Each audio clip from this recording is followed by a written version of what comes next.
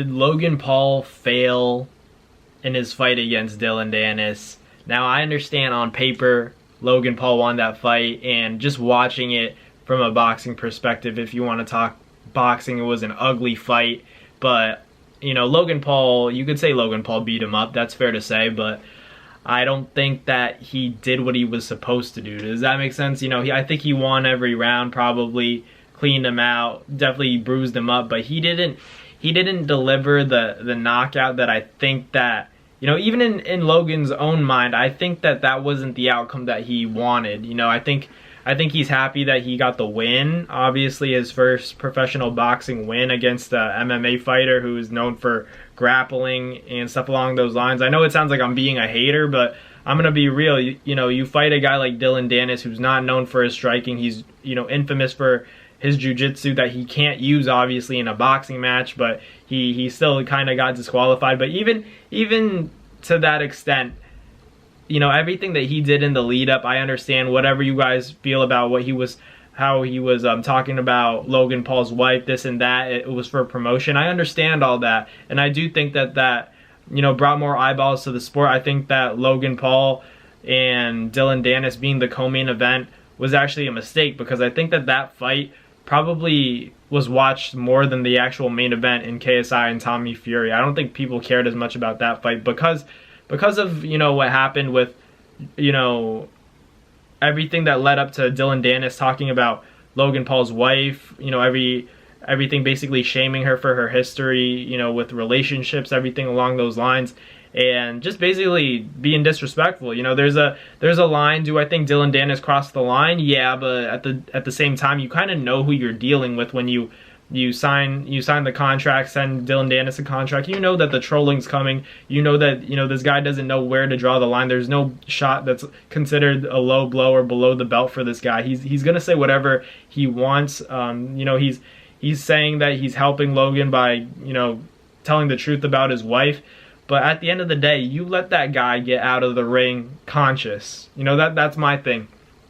I understand you won the fight, and that's a victory in itself. But I just mean, like, after everything that took place, and I understand, staying calm and having to forgive Dillon Danis before the fight so you can fight in such a way where you're composed, you're not angry, you're not over emotional, over zealous, anything like that, over eager. But at the end of the day, he went out there, Logan Paul went out there, and I can't even say he really put a beating on Dillon Danis, because I don't think Dillon Danis was ever really hurt by Logan Paul. So that's the thing where I say, did Logan Paul fail in totality? Because, like, all that trash talk, everything that Dillon Danis did, throwing the microphone and causing a cut under Logan Paul's eye, and all of that just for Dillon Danis to get, a little bit of swelling on his face. He didn't even get put to sleep. If Logan Paul put Dillon Danis to sleep, that would have been a different story, but he didn't. And I'm not trying to take away anything. It's just, for me specifically, let's keep it 100. The sport of boxing, when it comes to professionals, real boxers, people that have been doing this for years, a decision win is, just as good as a knockout win. But in this specific case, where all of it was basically, built off of the narrative, it was promoted by the fact that Dillon Danis was saying things about Logan Paul's wife. Logan, in response, intended on taking legal action, so I think that's still an ongoing process right now. But I just think that Logan Paul deep down probably, definitely wanted to put him to sleep and wasn't able to do that. So I'm sure in his mind he feels like he wasn't able to accomplish the top tier goal, the best case scenario where he would, ultimately put Dillon Danis to sleep. But he walked out of there, conscious. He walked out of there basically, the same way that he did coming in, just, with some swelling, like maybe a black eye. But at the end of the day, I don't think that's, like, equivalent to, everything that Dillon Danis was, causing, because we all know that no matter what, no matter who it is, and no matter how much you love your wife, your significant other, there's gonna be that level of, embarrassment, shame, and you're lying if you're Logan Paul and you're saying that didn't bother you, because you're taking legal action. So, you can make that situation go away. And I'm not saying he shouldn't, I'm not saying that, but, doing all this and, still not being able to get the stoppage win against this guy, I feel like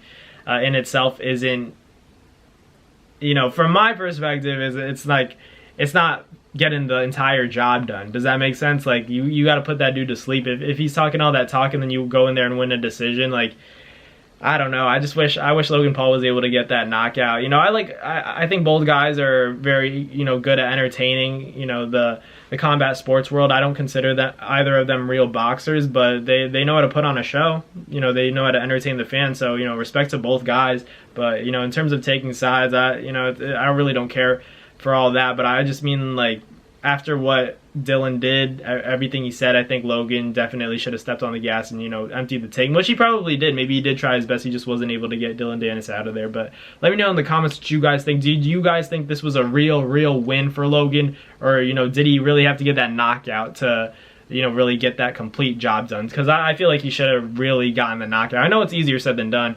because Dillon Danis is a tough dude, but you're much bigger than he is. And you're supposed to be the boxer in the situation, and, you know, Dillon Danis has no experience striking. He's a grappler, an MMA fighter, you know, so you'd expect Logan to maybe get that stoppage win, and maybe it sounds bad, but let me know in the comments what you guys think. Thank you guys for watching. Like, comment, and subscribe, and I'll catch you guys next time. Peace. That's going to do it for another NASFIGHT Media video, guys. Thank you guys so much for watching. It's been your boy, Matt Nabong, with another video. Hope you guys enjoyed it all. Thank you guys for the constant support. Salute to y'all always. It's been your boy.